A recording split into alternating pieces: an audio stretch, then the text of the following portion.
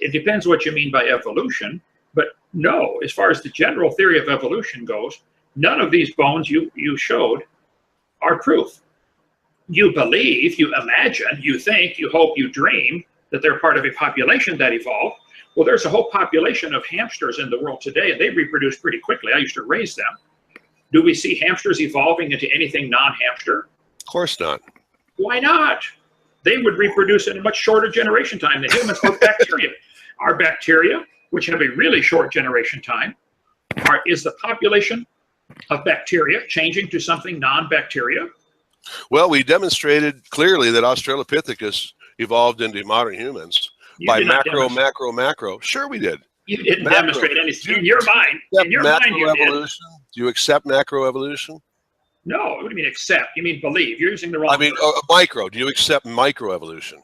I believe that microevolution, if you mean by that variations happen within we'll call it a kind.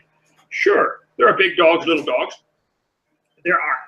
I don't think they'll ever get a dog as big as an elephant. I don't think they'll ever get a dog as small as a flea. I think there are limits. There are living animals as big as an elephant, like an elephant, and there are living animals as small as a flea, like a flea.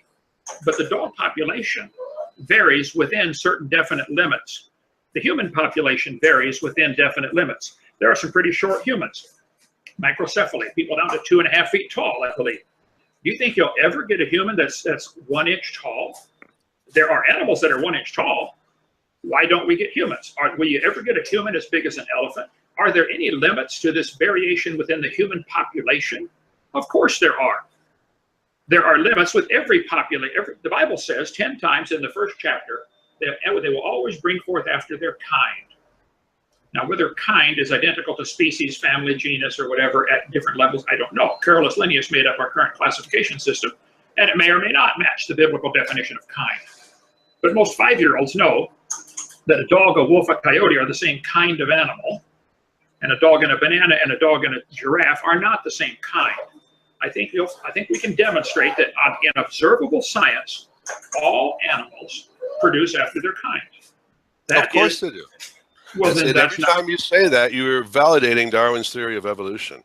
I'm contradicting Darwin's theory. Darwin said... Not at all. Then you don't understand, because I've tried to explain it. I understand it. I don't expect you to understand this, and I don't expect you to accept it. I don't expect you to change your mind, because I know that would never happen. This is your business. I mean, but, you know, I do hope to get through to some of your followers to where they see this today, see what happened today.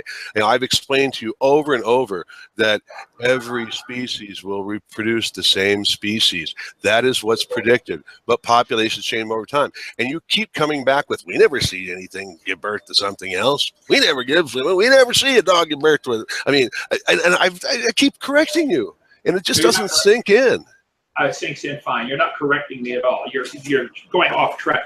You said we said we don't expect individuals to change, but you expect populations to change. That cannot be demonstrated. I think we can demonstrate today with every farmer in the world that raises cows expects cows, and yet you think the whole population can somehow shift to something else. This is not science, Bill. I don't know. You're the one who believes it. You believe populations can change to something else. Show me any evidence. Over a long period of time. Well, it happens all the time. We do that. You have to hide it. You hide it in deep time. You don't observe it. No, it's not hiding in time. You are hiding it. You can't wrap your mind around it. You don't understand it because you just can't wrap your mind around the amount of time that's required, because the amount of time actually happened. You believe. You don't know that. You believe that time happened. There's all kinds of indicators the Earth cannot be billions of years old. I covered that on my video #1.